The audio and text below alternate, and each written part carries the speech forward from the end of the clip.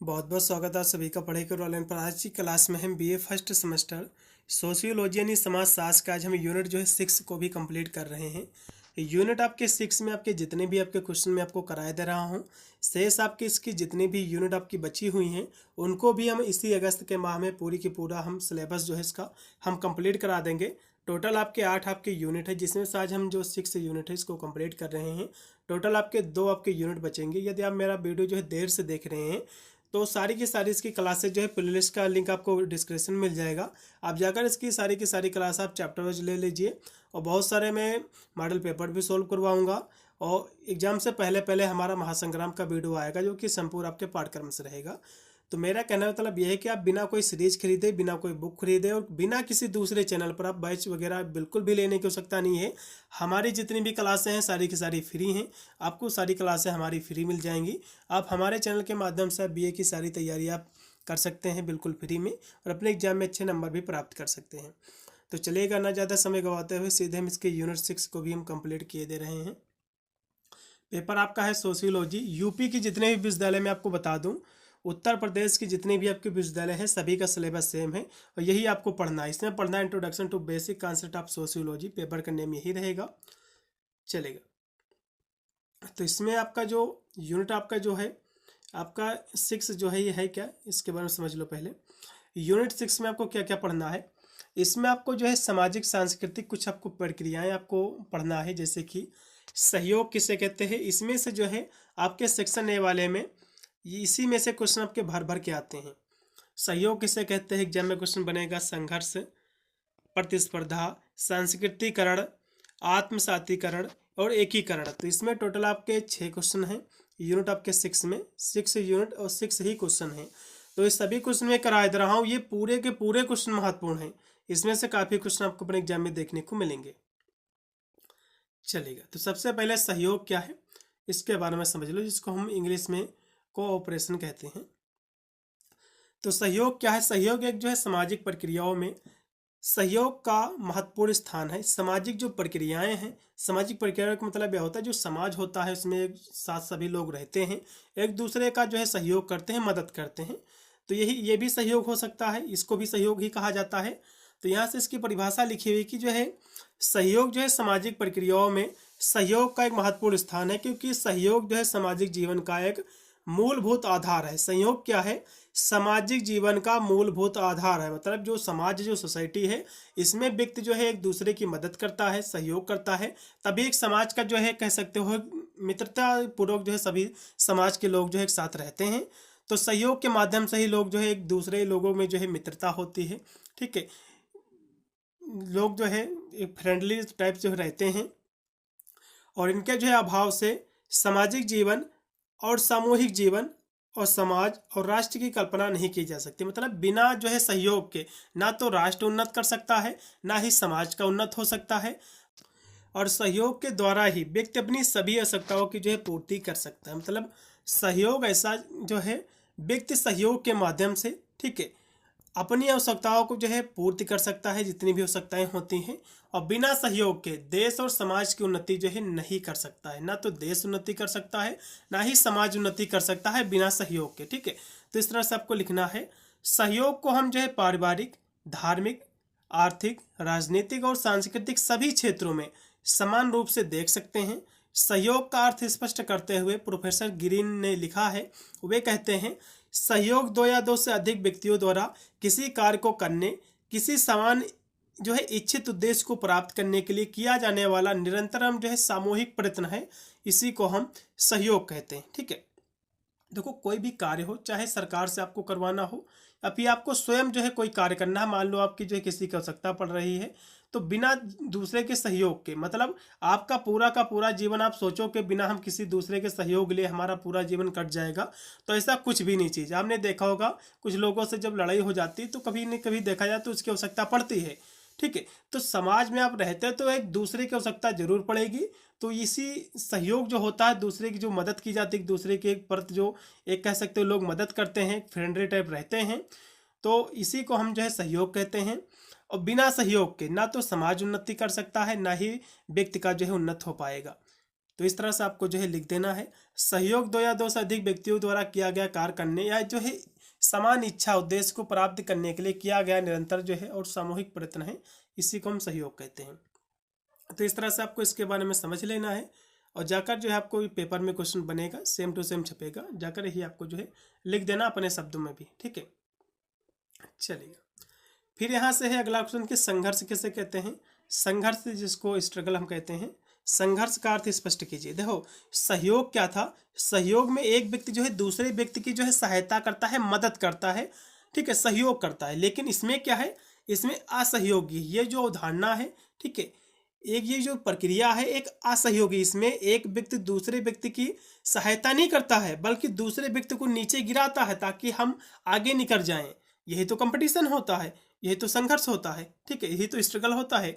तो ये क्या है संघर्ष, तो संघर्ष क्या है, संघर्ष जो है प्रत्येक समाज और जो है काल में अधिक मात्रा में पाया जाता है। प्रत्येक समाज मतलब सभी धर्मों की अपना सोसाइटी होती है, अपने समाज होती है, कल्चर होती है, तो इस सभी में जो है संघर्ष की कह सकते हो ये पाया जाता है सभी समाज में और सभी काल में जिससे प्रेजेंट फ्यूचर सभी काल में पाया जाता है ये।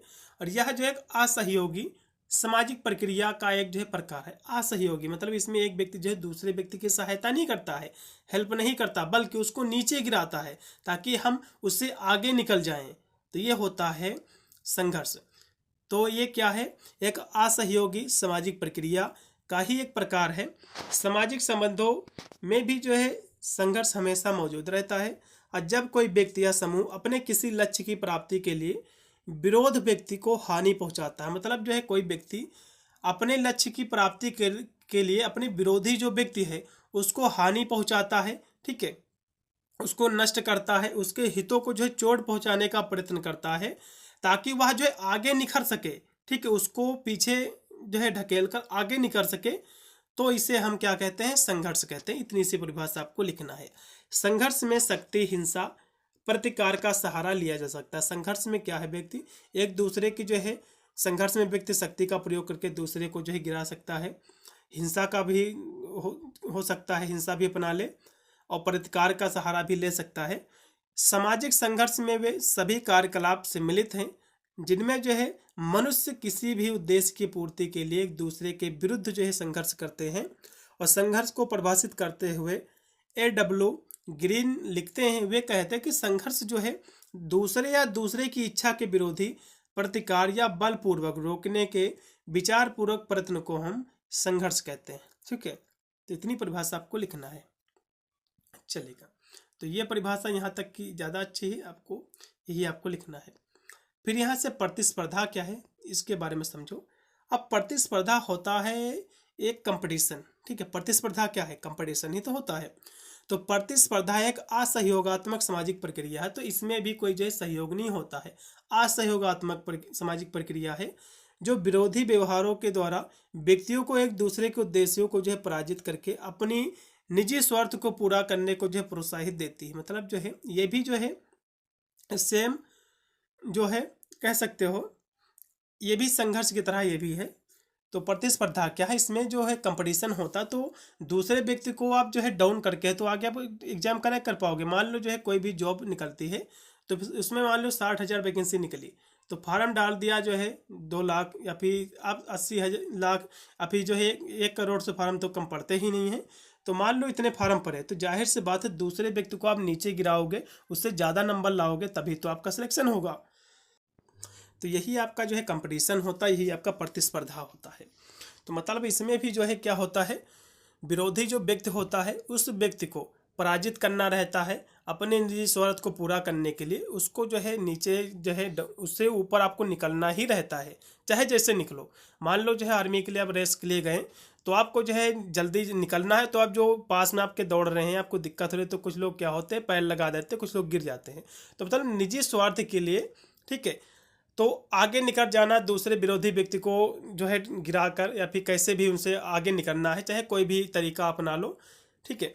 तो इसी को हम प्रतिस्पर्धा कंपटीशन कहते हैं। प्रतिस्पर्धा की प्रक्रिया में ईर्ष्या और द्वेष और कभी कभी शोषण का भाव भी जो निहित होने के कारण इसे साधारणतया पृथक की प्रक्रिया के अंतर्गत ही जो है सम्मिलित किया जाता है। लेकिन यह भी सत्य है कि प्रतिस्पर्धा की प्रक्रिया में समाज को प्रगति का मार्ग दिखाया है और साधनों को अधिकाधिक जो है मात्रा में प्राप्त करने के लिए व्यक्तियों में जो है नवीन प्रेरणा का संचार भी जो है किया है। तो इस तरह से आपको लिखना है। फिर आपका है सांस्कृतिकरण क्या है, इसको भी समझ लो। सांस्कृतिकरण की जो अवधारणा है एम.एन. श्रीनिवास ने 1950 में दिया था। अब सांस्कृतिकरण क्या है इसके बारे में समझो। सांस्कृतिकरण एक जो है सामाजिक प्रक्रिया है। ये क्या है, एक सोशल प्रोसेस है, और जिसमें निम्न जाति या जनजाति के लोग उच्च जाति विशेषकर ब्राह्मणों के रीति रिवाज, उसके अनुष्ठान, उसकी विचारधारा, उसकी जीवन शैली की नकल करने का प्रयास करते हैं ताकि उनकी भी सामाजिक जो प्रतिष्ठा है प्राप्त की जा सके। तो सांस्कृतिकरण क्या है, ये जो प्रक्रिया है इसमें क्या है, कोई निम्न जाति का व्यक्ति है, कोई छोटी जाति का व्यक्ति, ठीक है, कोई जनजाति या फिर छोटी जाति का दलित वगैरह कोई व्यक्ति है, तो वह जो है किसी बड़ी जाति के व्यक्ति, जैसे कि बड़ी जाति में आपके जो है जनरल में आपके जैसे कि ठाकुर पंडित ब्राह्मण लोग आते हैं, तो वे जो बड़ी जाति के लोग हैं, कोई छोटी जाति का व्यक्ति उन बड़ी जाति के लोगों के जो है जो उनकी रीति रिवाज है, जो उनके अनुष्ठान है, उनकी जो विचारधारा है, उनका जो पहनावा है, उनका जो खान पीन है, तो उनकी नकल करे, ठीक है, उनकी नकल करे ताकि उनकी भी जो सामाजिक प्रतिष्ठा है समाज में, तो उनके भी जो स्थित है उच्च हो सके, ठीक है। इसी को हम सांस्कृतिकरण कहते हैं। इतनी सी परिभाषा आपको लिखना है, ठीक है, चलेगा। और भी यहाँ से लिखा हुआ है कि सांस्कृतिकरण की प्रक्रिया में निम्न जाति के लोग उच्च जातियों के तौर तरीकों को अपनाते हैं, जैसे कि उनका भोजन, कपड़े, धार्मिक प्रथाएं, सामाजिक व्यवहार, इन सब चीज़ों को अपनाते हैं। छोटी जातियों के लोग बड़े जातियों की तुलना करते हैं, उन्हीं तरह अपने आप को भी जो दिखावा करते हैं, मतलब उन्हीं की जो है पूजा पद्धति, रीति रिवाज, खान पीन, कपड़े वगैरह सब चीज़ उसी प्रकार पहनते हैं। और यह माना जाता है कि इस प्रक्रिया के माध्यम से वे अपनी सामाजिक स्थिति को ऊपर उठा सकते हैं, मतलब इस तरह से वे करके नीची जाति के लोग अपनी जो सामाजिक स्थिति है वो ऊंचा उठा सकते हैं और उच्च जातियों के समान जो है सम्मान प्राप्त कर सकते हैं। तो इस तरह से करके जो निम्न जातियों के जो लोग हैं वह भी जो है समाज में सम्मान जो है प्राप्त कर सकते हैं ऊंची जातियों की तरह। तो यही सांस्कृतिकरण होता है। अब हम अगला क्वेश्चन देखेंगे कि आत्मसातीकरण क्या है। ये भी क्वेश्चन आपके एग्जाम में हर साल पूछा जाता है। तो आत्मसातीकरण और एकीकरण, ये दो क्वेश्चन में इसमें ऐड किया है। दोनों अलग अलग प्रक्रियाएं हैं जो सांस्कृतिक और सामाजिक समूहों के बीच जो है संपर्क और परिवर्तन को जो है दर्शाती है। तो अब आत्मसातीकरण क्या है इसके बारे में सबसे पहले समझो।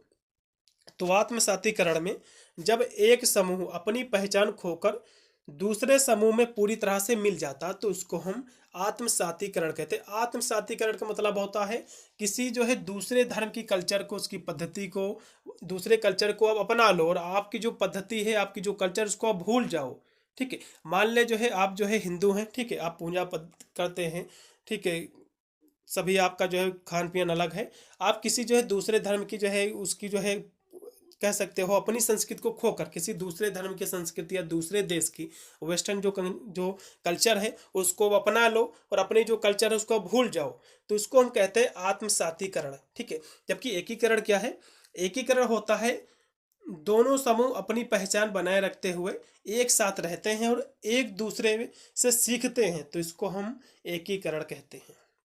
सिंपल सी परिभाषा, यहाँ से हम एग्जाम्पल के माध्यम से भी विस्तृत में समझेंगे।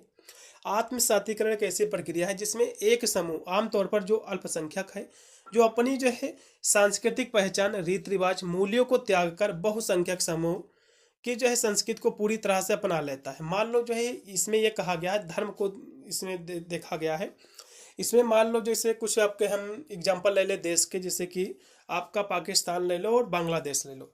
तो जब बंटवारा हुआ तो वहाँ पर हिंदुओं की जो आबादी थी मेरे हिसाब से 23 या जो है 25% तो थी ही जो है पाकिस्तान और जो है बांग्लादेश में। तो अब क्या है, इनकी आकर के जो है 3% बची है या फिर जो है 0.3% अब आकर बची है, इतनी कम हो गई है। तो इसमें कहा गया है कि आत्मसातीकरण एक ऐसी प्रक्रिया है जिसमें एक समूह, आमतौर पर जो अल्पसंख्यक है, मतलब ऐसा धर्म जो देश में, उसी रहने वाले देश में अल्पसंख्यक, मतलब अल्पसंख्यक मतलब क्या होता है, जिसकी संख्या कम है। अल्पसंख्यक का मतलब अल्पसंख्या, जिसकी संख्या कम है, अल्प है, तो वह अपनी जो सांस्कृतिक उसकी जो पहचान है, जो उसकी रीत रिवाज है, उन मूल्यों को त्याग कर जो बहुसंख्यक के वहाँ जो लोग हैं, जो बहुसंख्यक वहाँ के धर्म के लोग रहते हैं, तो उनकी जो संस्कृति है, उनकी जो रीत रिवाज है, उसका अनुसरण करने लगे, उनकी संस्कृति को पूरी तरह से अपना ले। तो इस प्रक्रिया में अल्पसंख्यक जो समूह है अपनी मूल पहचान खो देता है और बहुसंख्यक समूह का हिस्सा बन जाता है। तो इसी को हम आत्मसातीकरण कहते हैं, सिंपल सी परिभाषा। कभी कभी क्या जो है, व्यक्ति वैसे तो इतनी जल्दी अपना धर्म जो है छोड़ेगा नहीं, कल्चर को किसी न किसी कारण, या तो जो है लालच के कारण छोड़ेगा या फिर दबाव के कारण छोड़ेगा अपना धर्म। तो इस तरह से भी जो है छोड़ देता है कल्चर, क्योंकि व्यक्ति का जो है यही देखता है कि हमारा परिवार किसी तरह जो है जीवित रहे, कोई दिक्कत ना हो।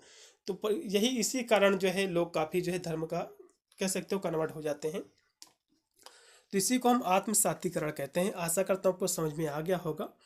ठीक है, चलिएगा यहाँ से एग्जाम्पल के माध्यम से समझो। जैसे कि एक जो है अप्रवासी परिवार जो संयुक्त राष्ट्र अमेरिका में आकर रहने लगा और अपने जो है मूल भाषा संस्कृति को पूरी तरह से छोड़कर अमेरिका की जो जीवन शैली है, जो वहाँ की भाषा है, जो रीत रिवाज है, उसको अपना लेता है, तो यह आत्मसातीकरण का एक एग्जाम्पल होगा। ठीक है, चलेगा। अब एकीकरण क्या है इसके बारे में समझो। एकीकरण एक ऐसी प्रक्रिया है जिसमें दो या दो से अधिक जो है सांस्कृतिक और सामाजिक समूह एक साथ रहते हैं। मतलब जो एकीकरण क्या है, एकीकरण यह है जैसे कि भारत देश है, तो इसमें सभी धर्मों के लोग रहते हैं, एक साथ रहते हैं और बिना किसी जो है धर्म का आत्मसातीकरण हुए बिना। मतलब जैसे कि भारत में जो कि हिंदू जो है क्या है, बहुसंख्यक हैं, तो यदि अन्य जाति यदि सात्मीकरण होता, आत्मसातीकरण होता, तो अन्य जितनी भी धर्म के लोग हैं वे धीरे धीरे बहुसंख्यक की नकल करते हैं, उसी धर्म में कन्वर्ट हो जाते हैं। तो इसमें क्या है एकीकरण में, इसमें सभी धर्मों के लोग एक साथ रहते हैं, एक दूसरे से बातचीत करते हैं, एक दूसरे धर्म से सीखते हैं, लेकिन फिर भी वे अपनी जो पहचान है बनाए रखते हैं। और इस प्रक्रिया में दोनों समूह अपनी सांस्कृतिक विशेषताओं को साझा करते हैं, एक दूसरे के साथ सह अस्तित्व में इको फ्रेंडली रहते हैं।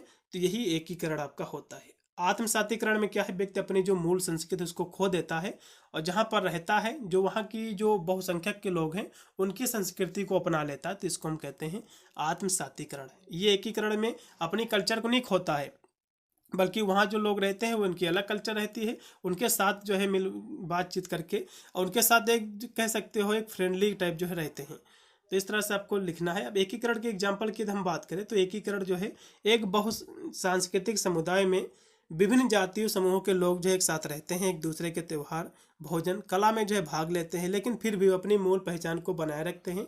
यह एकीकरण का जो है उदाहरण है। ठीक है, अब इसके बीच में अंतर की हम बात करें तो आत्मसातीकरण में अपनी जो है जो व्यक्ति होता अपनी पहचान खो देता है, जबकि एकीकरण में जो है दोनों समूह अपनी अपनी पहचान जो है बनाए रखते हैं। आत्मसातीकरण में जो है एक समूह दूसरे समूह में जो है पूरी तरह से मिल जाता है, जबकि एकीकरण में दोनों समूह एक दूसरे के साथ जो है सास्तित्व में रहते हैं। फिर इसमें इसका तीसरा जो अंतर है, आत्मसातीकरण एक तरफा प्रक्रिया है, जबकि एकीकरण जो है द्विपक्षीय प्रक्रिया है। ठीक है, इस तरह से आपको लिखना। इतने ही क्वेश्चन थे, मैंने आपको करा दिया है। शेष आपकी इसकी 2 यूनिट आपकी जो बची हुई हैं बहुत ही शीघ्र भी आपकी आ जाएंगी। चैनल को सब्सक्राइब कर लेना, साथ में ऑल नोटिफिकेशन को भी ऑन कर लेना, जिससे मैं अन्य कोई वीडियो डालूंगा तो उसका नोटिफिकेशन आपको मिलेगा सबसे पहले। मिलता है वीडियो के लिए, तब तक सभी को thank you for watching this video.